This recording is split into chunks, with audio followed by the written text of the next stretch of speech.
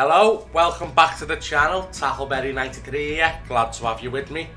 Today we're going to do our best to give you a non-spoiler Halo Infinite campaign review. First of all, I'm just going to tell you the campaign, I loved it. I thought it was amazing. It done a very good job of being linear and free roam. It was just, there's a load of components to it that will make sense when you play it. There's a few things that I would change, of course, being a bit of a Halo lore nerd myself. But overall, I really loved the game. Solid 8 out of 10 for me. I liked the way you felt lonely at times, and then you get the boots on the ground feel with the Marines. Overall, they've done a good job of making the situation feel desperate, but yet doable. Well, we are Master Chief, of course it's doable. The cutscenes that you're going to see are from the intro only, so minimising the spoilers, but you just get to see just how badass Chief is, really is. We know how badass he is, but this is, you can tell they've aimed towards newer players, as well as trying to just let the older players have a bit more of the fan service, let's call it. Like they bring back the "I need a weapon" line in one of the cutscenes, which is one of my all-time favourite Halo lines. But for anyone who's not played any of the Halo franchise, you are left with some questions to be answered, and for those that have played the Halo franchise like myself from day one, you aren't going to get the full backstory of what's happened. They could have done that differently. They could have give an opening cinematic, like a 10-minute cinematic, 15-minute cinematic to explain what happened instead of the route, because that way everyone would get before and after thing once they played the campaign, instead of being left with questions yet to be answered like mid-campaign. Even though I think they do a good job of callback in terms of some cutscenes, some in-game audio, are very good at telling us what's gone on. But some of the characters that are affected, I feel, should have had an on-screen ending. They should have had an on-screen story. The story was too big for me, for some of them, to not be told on screen, and then they lead you in a certain way, and then at the end you get left.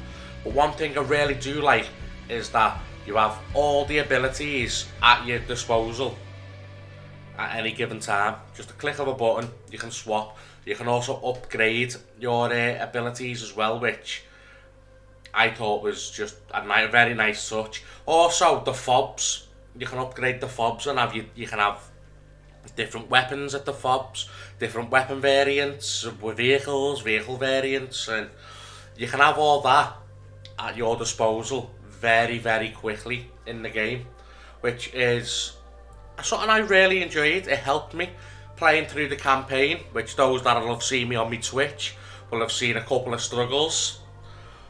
But overall, I think every new addition that they've done for the game made it feel very new and nostalgic. I mean, the grapple hook is amazing, and the way they've dealt with it in PvP, I think, is amazing too.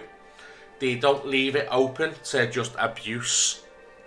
Obviously, there's a bit of a cooldown, you can reduce the cooldown, but overall, I thoroughly enjoyed the campaign, and think that the campaign is just outstanding. It's just really, really good.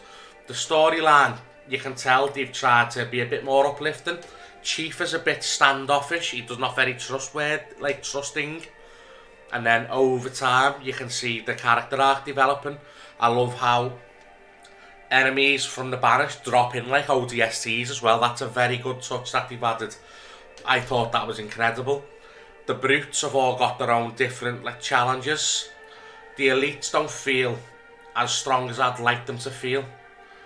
Even the campaign bosses don't feel as strong as perhaps they should, which is something that I was a little disappointed in.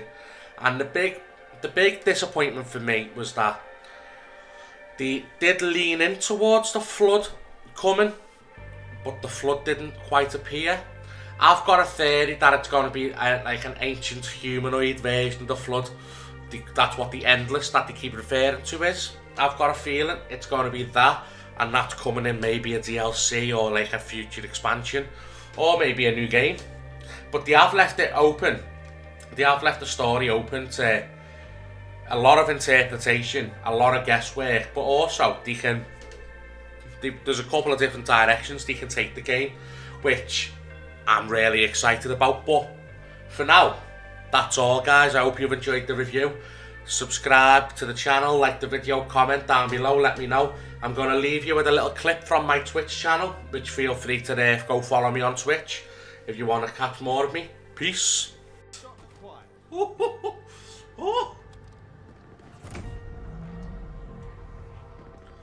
One man on his own against an entire Covenant army. Oh! Triple kill! This ain't what you want, bitch, I'm a fucking phenomenon.